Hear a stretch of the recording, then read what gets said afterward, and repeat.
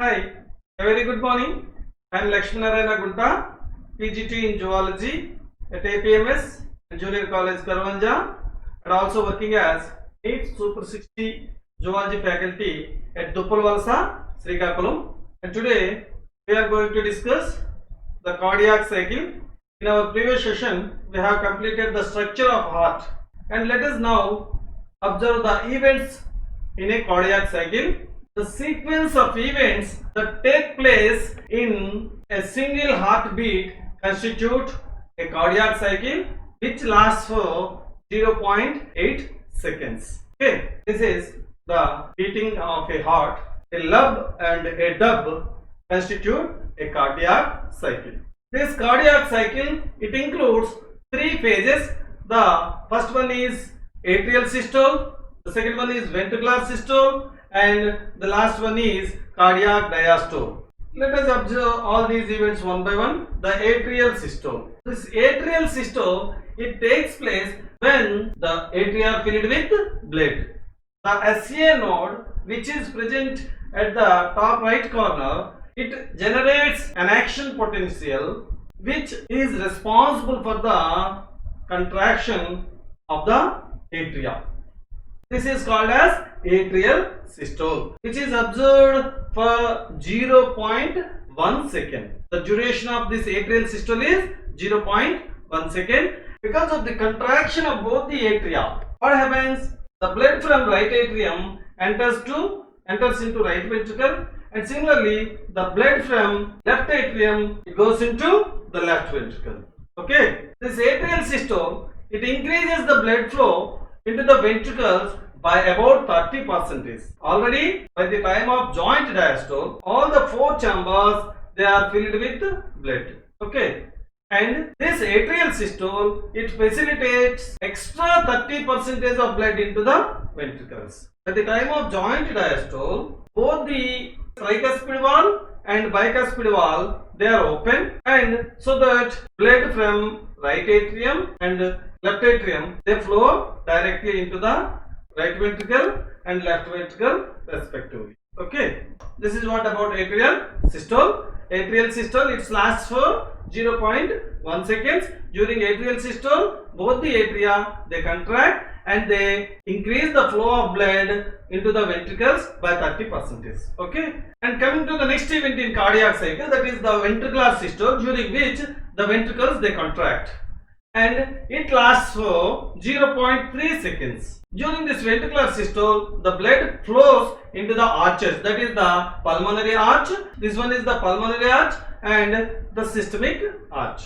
Okay, respectively from the right ventricle into the pulmonary arch and from the left ventricle into the systemic arch. Okay, due to the high pressure inside the ventricles during this ventricular systole, what happens?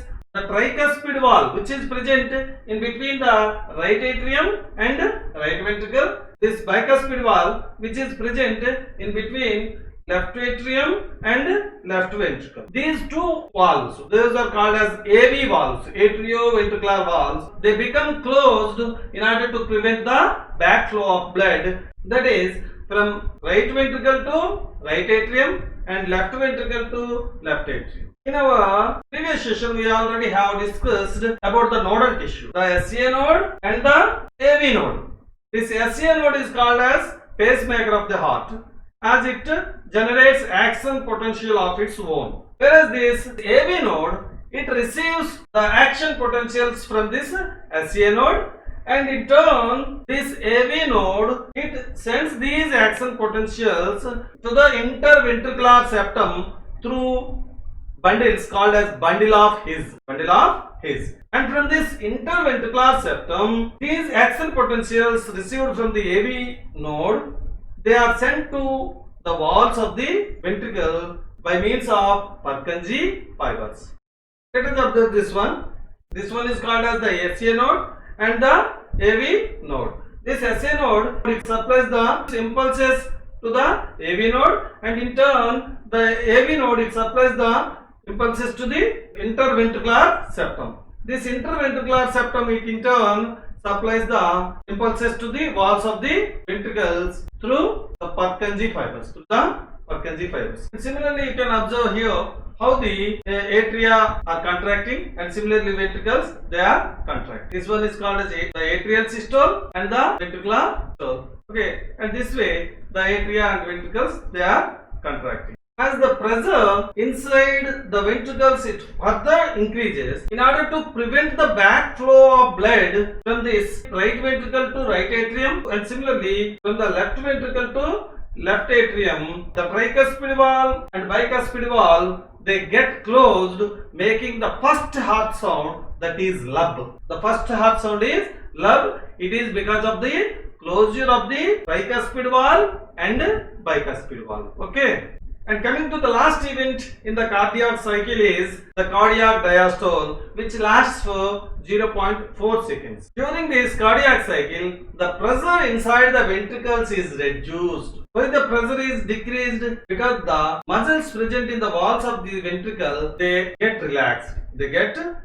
What happens? Automatically the volume is increased. As the pressure inside the ventricles is further decreased, in order to prevent the backflow of the blood from aortic arch and systemic arch, the semilunar valves present at the beginning of the pulmonary arch and the systemic arch, they get closed, creating a second heart sound called as the dup. As the pressure in ventricles is further decreased, what happens? The AV valves, that is the tricuspid valve and the bicuspid valve, they become opened, thereby allowing the blood to flow from right atrium to right ventricle and left atrium to left ventricle. The blood from all the parts of the body, that is the deoxygenated blood from all the parts of the body, is collected by the inferior vena cava and superior vena cava, and it is opened into the right atrium. And similarly, the oxygenated blood from lungs,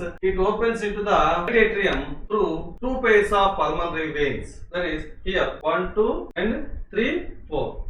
These 4 pulmonary veins, they pour in the oxygenated blood into the left atrium. The oxygenated blood from left atrium, it is poured into the left ventricle, and this finishes the cardiac cycle.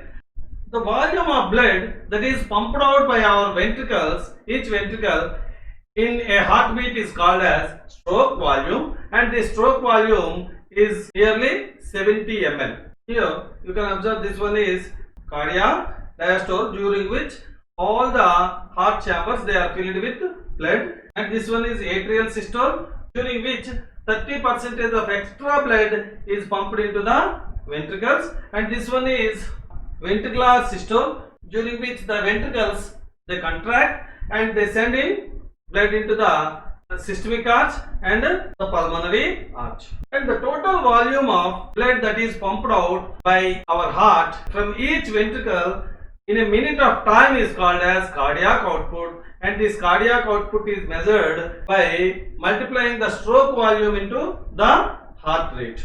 Heart rate is the rate at which the heart beats per minute, and it is nearly 72 heartbeats per minute on an average. The stroke volume is 70 ml. By multiplying 70 ml, that is the stroke volume, into heart rate, that is 72, we will get 5040 ml, which is called as the cardiac output, which is nearly 5 liters. That means in a minute of time our heart pumps 5 liters of blood. Coming to double circulation, as we have already seen, only single circulation in fishes, where only the deoxygenated blood, it reaches the heart, whereas in humans we can observe double circulation, that is the pulmonary circulation and systemic circulation. The pulmonary circulation is observed between the heart to lungs. This pulmonary circulation is also called as lesser circulation, as it is observed in between the heart to lungs. That's why it has to travel only short distance. That's why it is called as lesser circulation. It starts from right ventricle. This is right ventricle, and from this right ventricle it goes to the lungs through this pulmonary arch.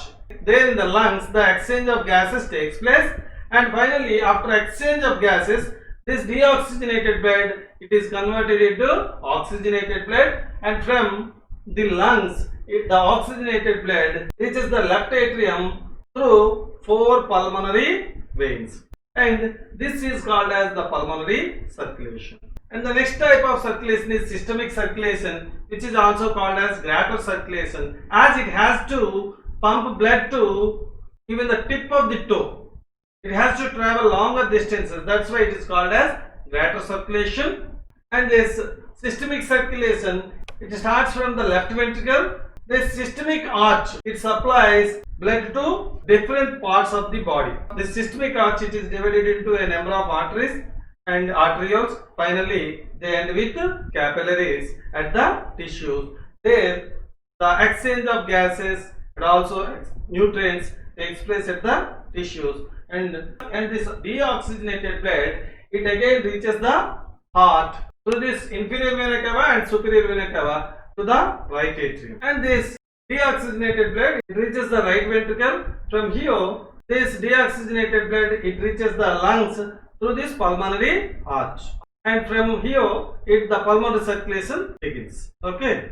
Let us finish this session with a few questions. And the first one is the volume of blood pumped out by each ventricle per each heartbeat is called as the cardiac output, the hematocrit volume, the atrial output, and the stroke volume. What is your option?